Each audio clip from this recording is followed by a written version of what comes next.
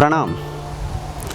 आध्यात्मिकता को हम समझते हैं कि थोड़ी पल कहीं पे जाके भजन कर लिए, कहीं थोड़ा सा सत्संग कर लिए, बस हो गया।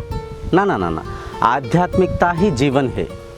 आध्यात्मिकता हमें जीवन जीने की मार्गदर्शन करता है। आध्यात्मिकता हमें स्वयं को समझने में, जो असल में हम है, अपना स्वरूप को जानने में, मन इंद्रियों को अपना वश में करने में, मन को सही जगह में फोकस करने में सहायक होता है। तो आइए आज हम समझेंगे ना, जीवन को हम आध्यात्मिकता को आचरण करते हुए कैसे सुंदर बना पाएंगे, कैसे सुगम बना पाएंगे। देखिए, समाज में हम जब कभी भी कोई बड़े व्यक्ति को देखते हैं, कोई रईस व्यक्ति हो गए, कोई अच्छा बिजनेसमैन हो गए, कोई अच्छा बड़े से पदवी में होने वाला नेता मंत्री हो गए, या तो कोई बड़ा फिल्म डायरेक्टर हो गए, या तो कोई भी तरक्की किया हुआ व्यक्ति को जब भी हम देखते हैं, मन में उनके प्रति बड़ा श्रद्धा आता है, उनके प्रति बड़ा डिज़ायर उत्पन्न होता है कि काश मैं भी बन जाऊं, काश मैं भी इतना बड़ा पदवी को हासिल किया होता, काश मैं भी इतना बड़ा बिजनेसमैन हो पाता। मतलब ऐसे मन में चाहत आता है। लेकिन उसे जब हम इम्प्लीमेंट करने के प्रयत्न करते हैं, जब उसमें जब बाधा विघ्न आता है, तो अनजाने में हम टूट जाते हैं, हम बिखर जाते हैं। ऐसे नहीं होना चाहिए। देखिए, हर एक काम में कुछ ना कुछ तकलीफ़ आएगा, हर जगह संघर्ष है। उसे आप चैलेंज के तौर पे लेना चाहिए, तभी आप उसे टैगल कर पाएंगे, तभी आप उसे उसका सामना कर पाएंगे और आपका लक्ष्य स्थल में जाके पहुंच पाएंगे। अगर हम देखें, भगवद गीता को परख के देखें, डीपली अगर भगवद गीता को डिस्कशन करके उससे समझने के प्रयत्न करेंगे, भगवद गीता कुरुक्षेत्र युद्ध में भगवान कृष्ण ने भगवान अर्जुन को समझाए थे। लड़ाई के मैदान था। ठीक वैसे ही यहाँ पे भी अपना जो जीवन है उस कुरुक्षेत्र के जैसा है। हर पल संघर्ष है, हर कहीं पे शत्रु है। भगवान कृष्ण ने अर्जुन को कुरुक्षेत्र में जो लड़ाई के उस रणरंग में उपदेश दिए थे, लड़ाई करने के प्रेरित किए थे।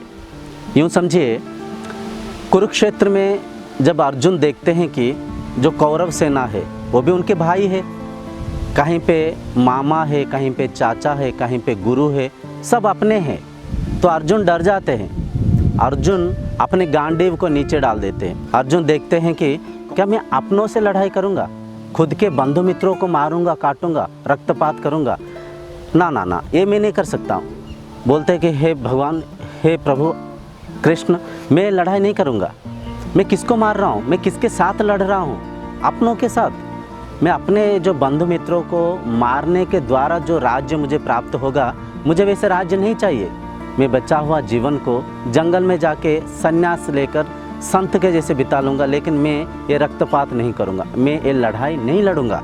ऐसे कहकर अर्जुन ने अपने गांडीव को नीचे डाल देते हैं। तो उस समय भगवान श्री कृष्ण ने उनके विराट काया दिखाते हैं, विराट स्वरूप को दिखाते हैं। विराट स्वरूप को वैसे तो टीवी थोड़ा सा चटमटी कर दिया, कहीं मुंह से पानी निकल रहा है, कहीं 10 सिर लेके खड़े हैं, कहीं पे आग निकल रहा है। ना ना ना ना, वो नहीं। विराट स्वरूप मतलब ये है, भगवान कृष्ण अर्जुन को ये दिखा रहे, ये दर्शा रहे हैं कि एक ही शक्ति से, एक ही आत्मीय शक्ति से हर शरीर परिचालन हो रहा है। भगवान कृष्ण हर किसी में है। अर्जुन स्वयं को हर किसी में देख रहा है, हर किसी को खुद में देख रहा है। मतलब उस वननेस को दिखाए, जो शक्ति जिसे कि हम ब्रह्म बोलते हैं, जिसे कि हम आत्मा बोलते हैं, जिसे हम कॉन्शियसनेस बोलते हैं, वो एक है। उसी एक शक्ति को आधार करके समस्त, मतलब जितना भी समग्र शरीर परिचालन हो रहा है, उस ब्रह्म दर्शन को वहाँ पे भगवान कृष्ण अर्जुन को करवाते हैं और दिखाते हैं कि देखो पार्थ, तुम जिस किसी को भी देख रहा है वो एक ही है, वो मैं ही हूँ, हर किसी में मैं ही हूँ। आत्मा कभी मरता नहीं है, क्योंकि आत्मा अजर है और आत्मा अमर है। आत्मा को कोई अस्त्र शस्त्र नहीं काट सकता है, आत्मा को ना अग्नि जला सकता है, ना कोई पानी भिगा सकता है। अगर कोई मर रहा है तो शरीर मर रहा है, शरीर जन्म ले रहा है, शरीर मरेगा। शरीर कुसंस्कारित होने के कारण उसे मारना भी आवश्यकता है, ये तुम्हारा कर्तव्य है। अगर उस शरीर को तुम नहीं मारोगे, वो शरीर मोह में, लोभ में आकर देखो कितना अनर्थ कर रहा है। ये ब्रह्म दर्शन वहाँ पे भगवान कृष्ण अर्जुन को करवाते हैं। अर्जुन जब देखता है और समझ पाता है कि बात सही है, मैं लड़ाई किससे कर रहा हूँ, मुझसे ही मैं लड़ रहा हूँ, मैं हर किसी में हूँ, हर कोई मुझ में है, मतलब हम सब एक ही ब्रह्म शक्ति के द्वारा यहाँ पे परिचालन हो रहा है। एक ब्रह्म द्वितीय नास्ति, मतलब उसी डिवाइन कॉन्शियस एनर्जी को आधार करके हर एक शरीर यहाँ पे परिचालन हो रहा है। कोई मर नहीं रहा है, कोई मिट नहीं रहा है, सब माया खेल चल रहा है। और जो भी शरीर का संस्कार बिगड़ता है उसे मारना भी अत्यंत आवश्यक है। तब जाके अर्जुन लड़ाई लड़ता है और कुरुक्षेत्र का उस युद्ध में पांडव के विजयी होते हैं। ये तमाम भगवत गीता से हम क्या सीखते हैं? वहाँ पे देखिए, लड़ाई लड़ने के लिए भगवान प्रेरित कर रहे थे, मतलब लड़ाई रोकने के लिए नहीं। कहने के तात्पर्य, वहाँ पे जो कुरुक्षेत्र को हम देख रहे थे, जो रणरंग को हम देख रहे थे, अपना जीवन भी उस कुरुक्षेत्र के जैसा ही है। पल पल शत्रु है, हर जगह हर कोई आपके साथ संघर्ष करेंगे, बेरता करेंगे आपको दबाने की, आपको मतलब आपको माध्यम करते हुए आपको नीचे दबाने के हर कोई प्रयास करेंगे। आपको उठना पड़ेगा, आपको तपना पड़ेगा, आपको स्वयं को सक्षम करते हुए आगे बढ़ना पड़ेगा, तब जाके आपके लक्ष्य साधना में आप लक्ष्य प्राप्ति को प्राप्त कर सकते हैं। आध्यात्मिकता मतलब ये नहीं कि आप बिल्कुल मौन बन जाके कहीं पे बैठ के तपस्या करें, ना ना ना ना, संघर्ष करना चाहिए।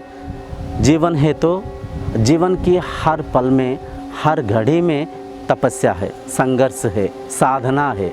जब आप खुद को तपाएंगे, हर दुख से, हर हार से कुछ सीखेंगे, तब जाके जीत आपके कदम चूमेगा। तो कहने का तात्पर्य ये है, अगर आपके जीवन में आप सेटिस्फाइड नहीं है, जो भी काम करते हैं, कोई जॉब कर रहे हैं या तो आप कोई बिजनेस कर रहे हैं या तो आप कुछ भी नहीं कर रहे हैं, अगर आप उस प्रोफेशन से सेटिस्फाइड नहीं है तो कुछ ऐसे काम करिए जिस काम से संसार के उन्नति हो, जिस कार्य से आपका भी सेटिस्फैक्शन मिले, कि आपको लगे कि हाँ मैं कुछ समाज के लिए किया हूँ। कुछ निष्काम कर्म करिए। देखिए, जब तक सकाम कर्म करते रहेंगे, सकाम कर्म के पीछे भागते रहेंगे, आपका स्वार्थ के पीछे भागते भागते जीवन को व्यर्थ कर बैठेंगे। जीवन का रस आनंद तभी मिलेगा जब निष्काम कर्म करेंगे, कुछ समाज के लिए करेंगे। यूँ देखिए, इस संसार में कितने बड़े बड़े राजा चक्रवर्ती आए, उनके देहांत हो गया। हम कितने लोगों को याद रखते हैं? बहुत ही चंद लोगों को हम याद रखते हैं, जैसे कि गौतम बुद्ध हो गए, रामकृष्ण परमहंस जी हो गए, गौतम बुद्ध के साथ साथ हम जो विवेकानंद जी हो गए, वैसे खुद संत साधुओं को ही हम याद रखते हैं। इसके मुख्य कारण क्या है? उनका जो समाज के प्रति उनका जो कर्तव्य था, उनका जो निष्ठा था, खुद के स्वयं के प्रति। अगर कोई बड़ा चक्रवर्ती भी खुद के राज्य के बारे में, खुद के स्वयं को सुधारने के पीछे, खुद के सकाम भक्ति में अगर बड़ा सा चक्रवर्ती भी कुछ करके मर जाएंगे ना, उनका शरीर को कोई भी याद नहीं रखेगा। संसार आपको तभी याद रखेगा जब आप समाज के लिए कुछ करेंगे, आप दूसरों की कुछ सहायता करेंगे, समाज को सुधारने में कुछ कार्य करेंगे। तो देखिए, शरीर आपका, मेरा, हर किसी का, हर कोई शरीर एक ना एक दिन मरना है, मिटना है, ये सुनिश्चित है। शरीर शाश्वत नहीं है। शरीर को चलाने वाला जो ब्रह्म शक्ति है वो शाश्वत है, वो अपना स्वरूप है। तो शरीर का, जो भी शरीर, जहाँ पे भी आप खुद को स्वयं मानते हैं, जिस भी शरीर को, उस शरीर के साथ कुछ ऐसे काम करिए कि शरीर मरने के बाद भी आप हर एक के दिल में जगह बना के छाप छोड़ के चले जाएं। शरीर मरे लेकिन शरीर के स्मृतियाँ लोगों के मन में घर करके, लोगों के मन में ठहर जाए, रह जाए। समाज में देखिए कई सारा असुविधा है, कई सारा अशांति है, उसे सुधारने के प्रयत्न करिए। जैसे कि देखिए, शराब, सरकार शराब को बड़ा साथ देता है क्योंकि सरकार को रेवेन्यू उससे ज़्यादा आता है। सरकार को कोशिश नहीं करता कि शराब को रोकने की, क्योंकि सबको पता है शराब से शरीर को कितना हनन पतन होता है। जो गुटखा जो हम खाते, सिगरेट्स वगैरह, जो तंबाकू चबाते रहते हैं, देखिए उनसे कितना बड़े बड़े रोग होता है, कॉज ऑफ कैंसर, कई सारा चीज़ें होने की अंदेशा है, लेकिन उसे सरकार देखते हुए भी अनदेखा करता है। आप चाहें तो उसके ऊपर कुछ कार्य कर सकते हैं। आप अकेले नहीं कर सकते तो एक छोटा सा संगठन कर सकते हैं। संगठन परफेक्टली, आप कुछ लोग मिलके उस शराब को रोकने की, शराब के अड्डों को रोकने की, उसके विरोध करने के प्रयत्न कर सकते हैं। जो भी तंबाकू, गुटखा, सिगरेट जो भी दुकान में बिक रहा है उसे विरोध कर सकते हैं, उसे रोकने के प्रयत्न कर सकते हैं। देखिए शराब से कितना शरीर के अंत हो गया, कितना घर है जिनके पास पैसा है, हर सुख सुविधा है, सब कुछ होने के बावजूद उनके घर में कोई बच्चा, कोई बाप, कोई ना कोई शराब पीते हुए हर दिन झगड़ा होते रहता है, हर दिन अशांति के कारण बनता है। तो उसे रोकने के आप प्रयत्न कर सकते हैं। और इसी समाज में देखिए हॉस्पिटैलिटी जो है अत्यंत आवश्यक है। हम जो भी मरीज़ जो भी इलाज करवाने के लिए जाता है तो हॉस्पिटैलिटी अत्यंत आवश्यक है, नेसेसरी नीड है। हमारा जब भी कुछ हो जाता है, शरीर बिगड़ जाता है, हम हॉस्पिटल में जाते हैं। तो हॉस्पिटल भी आजकल बिजनेस बन रखा है, उसके ऊपर आप कार्य कर सकते हैं। कोई सामान्य अल्ट्रासाउंड है, अल्ट्रासाउंड कहीं पे आप देखेंगे 400 रुपया कोई ले रहा है, 600 रुपया कोई ले रहा है, 1000 रुपया कोई ले रहा है, मन भर उसका फ़ीस ले रहे हैं। दवा या दुगनी तिगनी दाम में बिक रहा है, उसके ऊपर भी आप कुछ कार्य कर सकते हैं, उसे भी सुधारने के आप प्रयत्न कर सकते हैं। उसके बाद में देखिए पढ़ाई भी दिन प्रतिदिन वो भी व्यापार बनते जा रहा है। पढ़ाई के जो LKG वाले बच्चों के लिए देखिए 1 लाख रुपया के डोनेशन मांगते हैं, जबकि कोई आवश्यकता नहीं है। इतना सारा डोनेशंस लेते हुए पढ़ाई को भी दिन प्रतिदिन समाज में बिजनेस बनाते जा रहे हैं। दुनिया में ऐसे कई सारा समस्या है, खाद्य पदार्थों में कई सारा मिलावटी चीज़ों को मिलाते रहते हैं, कहीं मसाला में उल्टा सीधा चीज़ें मिला देते हैं, कहीं तेल के अंदर यूज्ड ऑयल को, इंजन ऑयल को, कई सारी चीज़ों को मिला देते हैं। इससे कई सारा समस्या है।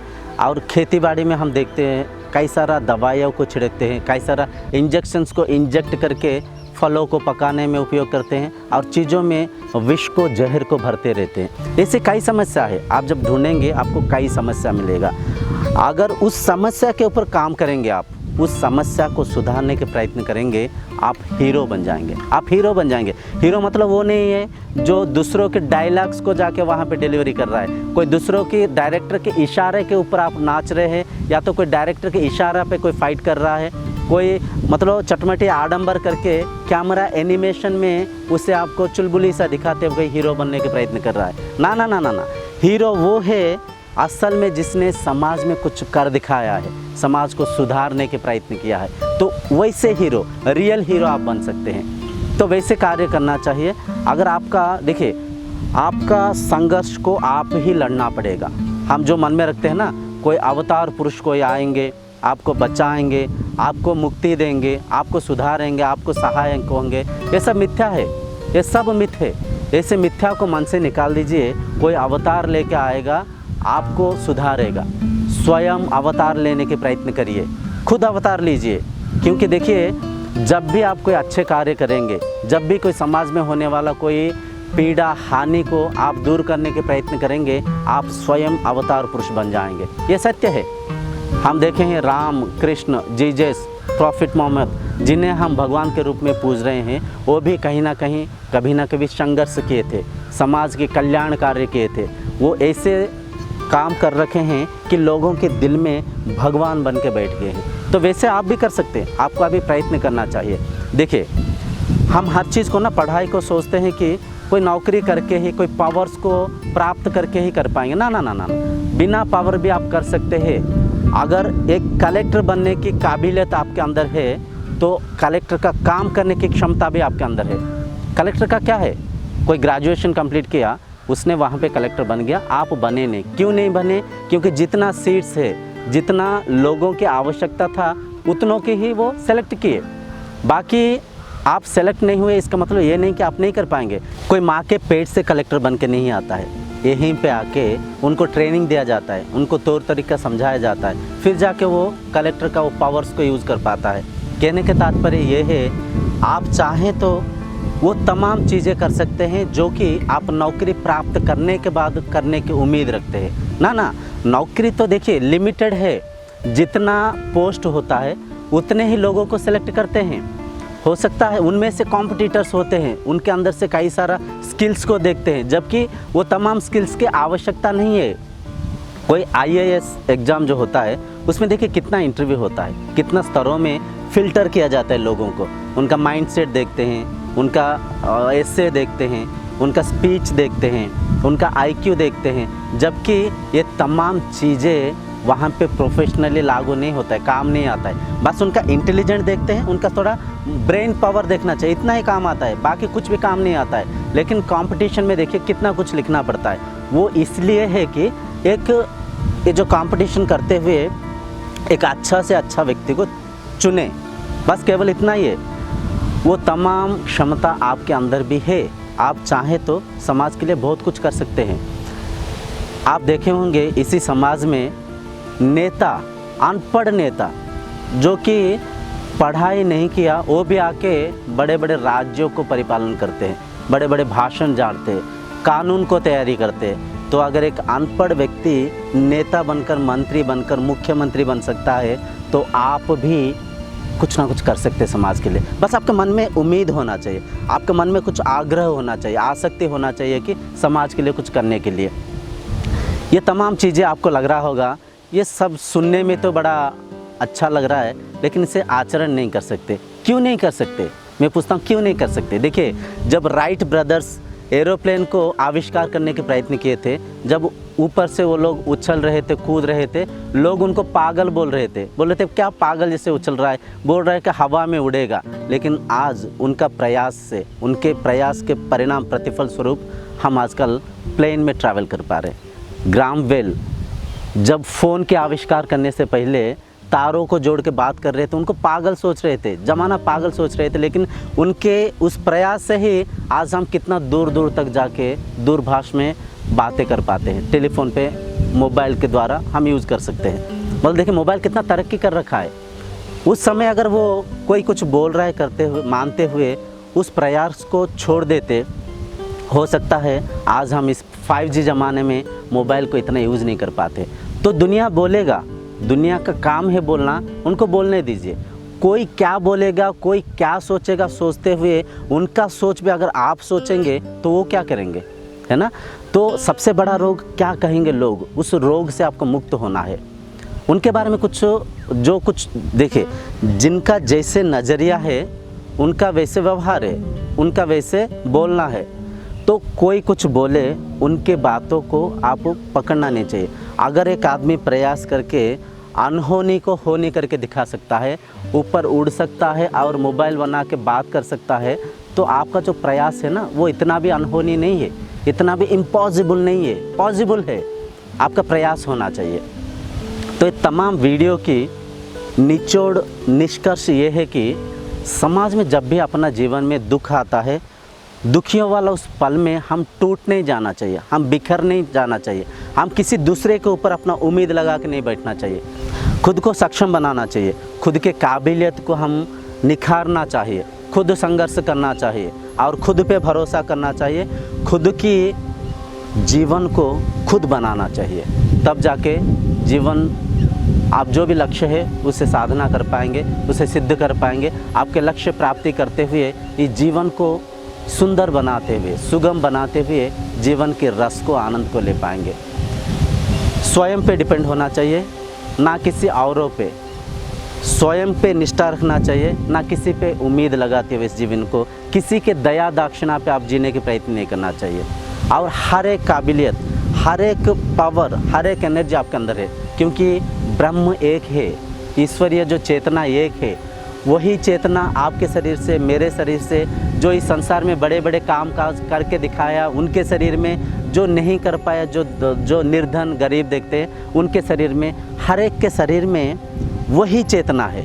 तो हर एक में वही काबिलियत है। उस काबिलियत को हम समझना चाहिए, हम स्वयं को निखारना चाहिए, स्वयं को सक्षम बनाना चाहिए। तभी जाके इस जीवन को हम एक अच्छा, सुगम और एक अचीव करते हुए, अपना जो एम्स को, डिज़ायर्स को अचीव करते हुए शांति आनंद के साथ इस शरीर का लोगों के मन में छाप छोड़ के शरीर का देहांत कर सकते हैं और समाज में कुछ इतिहास रच के हम अंत हो सकते हैं। क्योंकि जीवन एक खेल के तरह है। आप मान लिए तो आप हार गए, आप ठान लिए तो आप जीत गए। तो जीवन को एक खेल के तरह नहीं, वाकई खेल ही है। खेल में देखिए जितना टफ होता है खेल, जितना मतलब अपोनेंट प्लेयर जितना टफ होता है, उस खेल को खेलने में उतना मज़ा आता है। चाहे वो चेस हो, चाहे वो क्रिकेट हो, कुछ भी हो, जो अपोनेंट प्लेयर अगर वीक होता है तो उस खेल में मज़ा नहीं आता है। ठीक वैसे ही जीवन में जब कभी भी आपके दुख आता है, तकलीफ़ आता है, आपका कोई सहायता नहीं मिलता है, तो आप खुद को सुधारिए, खुद को निखारिए, खुद के ऊपर डिपेंड रहिए, ना कि दूसरे के ऊपर।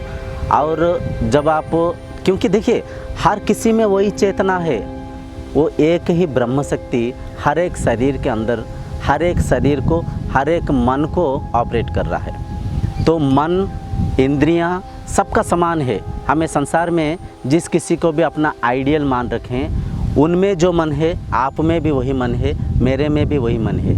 उनका जो इंद्रिय स्वभाव, आपका जो इंद्रिय स्वभाव और मेरा जो इंद्रिय स्वभाव, हम सबका मन का स्वभाव स्वरूप और इंद्रियों के स्वभाव स्वरूप एक है।